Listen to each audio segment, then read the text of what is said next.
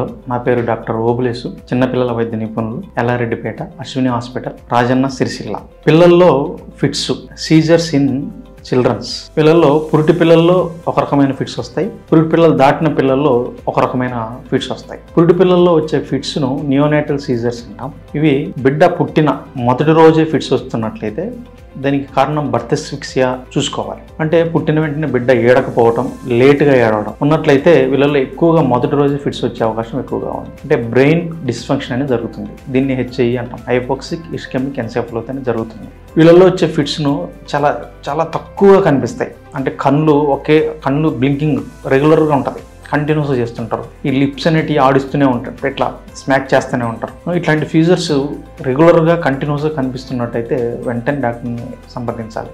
అవి డేంజర్ అయిన ఫిట్స్. ఇంకోటి, పుట్టిన బిడ్డ తక్కువ బరువు పుట్టినప్పుడు కానీ, లేదంటే ఎక్కువ బరువు పుట్టి తల్లికి షుగర్ ఉండి ఎక్కువ బరువు పుట్టిన పిల్లల్లో కూడా ఈ హైపోగ్లైసెమిక్ సీజర్స్, అంటే బ్లడ్లో షుగర్ లెవెల్స్ తక్కువ అవుతాయి, గ్లూకోజ్ లెవెల్స్ తక్కువ ఫిట్స్ వస్తాయి. ఇవి చూసుకోవాలి. పసిరికలు ఎక్కువ అయినప్పటికీ కూడా కొంతమంది పిల్లల్లో పచ్చగా ఉండి ఫిట్స్ వచ్చే అవకాశం ఉంది. ఇవి సాధారణంగా చూసుకోవాలి. నెక్స్ట్, చిల్డ్రన్స్లో జ్వరంతో ఫిట్స్, జ్వరం లేకుండా ఫిట్స్ రెండు రకాలు కావచ్చు.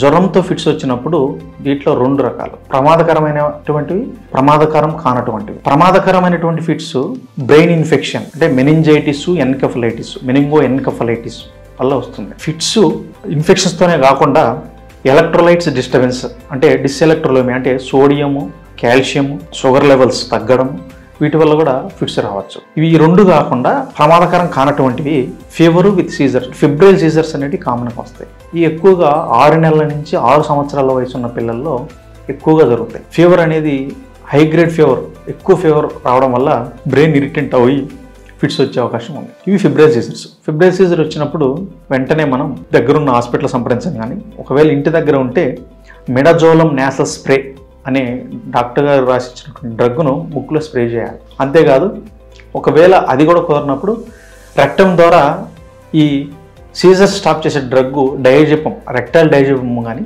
పెట్టాల్సి ఉంటుంది. తర్వాత వెంటనే దగ్గరున్న హాస్పిటల్ సంప్రదించాలి. ఫిబ్రైల్ సీజర్స్లో ముఖ్యంగా తీసుకోవాల్సినటువంటి ఈ జాగ్రత్తలు, ఫీవర్ వచ్చినప్పుడు వెంటనే ఫీవర్ను గుర్తించవలసి ఉంటుంది. ఆ ఫీవర్ వచ్చిన కారణాలను గమనించాలి. ఆ కారణాలు ఇవి డేంజర్ రకమైన ఫిట్సా లేకుంటే నాన్ డేంజర్ ఫిట్సా అనేది తెలుసుకోవాలి. ఇంకోటి, జ్వరం లేకుండా ఫిట్స్ వస్తాయి. వీటిని ఏఫిబ్రైల్ సీజర్స్ అంటారు. ఎక్కువగా ఎపిలెప్సీ సీజర్స్ అంటారు, ఎపిలెప్టిక్ సీజర్స్. ఇవి 2 సార్లు రావాలి ఎపిలెప్టిక్ సీజర్స్. దీన్ని అన్ప్రొవోక్డ్ సీజర్స్ అని కూడా అంటారు. ఫ్యామిలీ హిస్టరీ, అంటే ఫ్యామిలీలో ఎవరికన్నా సీజర్స్ వస్తున్నాయి కూడా వాళ్ళ పిల్లల్లో కూడా రావచ్చు. ఎక్కువగా జెనెటిక్, ఇడియోపతి కారణం తెలియదు, ఇది ఒకటి చూసుకోవాలి. నెక్స్ట్, చిన్నపిల్లల తలలో పురుగు ఉంటుంది. న్యూరోసిస్ట్ సర్కోసిస్ కానీ, లేదంటే టీబీ సంబంధించిన గడ్డ కానీ ఉంటే, ట్యూబర్కులోమా ఉంటే, దానివల్ల కూడా రిపీటెడ్గా ఫిట్స్ వస్తాయి పిల్లల్లో. యూజువల్గా ఓల్డర్ చిల్డ్రన్స్ అబోవ్ 5 years వస్తుంటాయి. వీళ్ళను కూడా మనం ఒకసారి వీళ్ళలో బిహేవియరల్ సింటమ్స్ కూడా కనపడతాయి, ఇరేషనల్ బిహేవియరల్ సింటమ్స్ కనపడతాయి. పనులు కొరకడం కానీ ఇటువంటి రెగ్యులర్గా కనిపిస్తుంటే మనం డాక్టర్ సంప్రదించి దాని తగు ట్రీట్మెంట్ తీసుకోవాల్సి ఉంటుంది. నెక్స్ట్, సీజర్స్ లాగా కనిపిస్తాయి కానీ సీజర్స్ కాదు, వాటిని సీజర్ మిమిక్స్ అంటాము. ఇవి బ్రెత్ హోల్డింగ్ స్పెల్స్ అంటే బాబు painful stimuli, any painful stimuli అనేది తగిలితే, అంటే సపోజ్ కింద పడ్డాడు, హెడ్ ట్రామా జరిగింది, వెంటనే పెయిన్కి బేబీ ఏడ్చి బ్రెత్ అనేది హోల్డ్ చేస్తుంది ఎక్స్ప్రెషన్. దానివల్ల బేబీ ఒక్కోసారి బులుగు రంగు లేక మారడం కానీ, లేదా పాల్పినట్టు ఉండడం కానీ, స్పృహ కలపడం కానీ జరుగుతుంది. ఇవి ఫిట్స్ అనుకుంటాం కానీ ఫిట్స్ లాగా కనిపిస్తాయి. ఈ బ్రెత్ హోల్డింగ్ స్పెల్స్ అంటే యూజువల్గా ముఖ్యంగా ఇది 6 నెలల నుంచి 3 సంవత్సరాల పిల్లలు ఎక్కువగా వస్తాయి. వీటికి ఐరన్ తక్కువ ఉన్నా కూడా మనం ఇవి అనేది బ్రెత్ హోల్డింగ్ స్పెల్స్ పెరుగుతాయి. కాబట్టి మనం ఐరన్ రిచ్డ్ ఫుడ్స్, ఎక్కువ ఆకుకూరలు, నట్స్ ఇవి తీసుకోవాల్సి ఉంటుంది.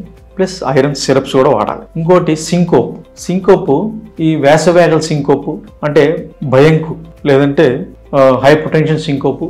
ఇంకోటి, ఎక్కువసేపు నిలబడడం వల్ల, లేకుంటే ఈ హైపోగ్లైసెమిక్ సింకోప్స్ కానీ జరుగుతాయి ఫాస్టింగ్లో ఉన్నప్పుడు పిల్లల్లో కూడా. కాబట్టి ఇవి కూడా సీజర్స్లా కనిపిస్తాయి కానీ సీజర్స్ కాదు. ఇంకోటి, కార్డియాక్ సింకోప్స్ అంటాం. అంటే కార్డియాక్ సంబంధించినటువంటి రిథంలో సంబంధించిన డిస్టర్బెన్స్ జరిగితే QT సిండ్రోమ్స్ అంటాం. వాటిలో కూడా ఏమైనా ఇబ్బందులు ఉంటే కూడా కార్డియాక్ సింకోప్ కూడా జరగవచ్చు. ఇవి డేంజర్. ఇట్లా ఉన్నప్పుడు కూడా ఒకసారి డాక్టర్ సంప్రదించాలి.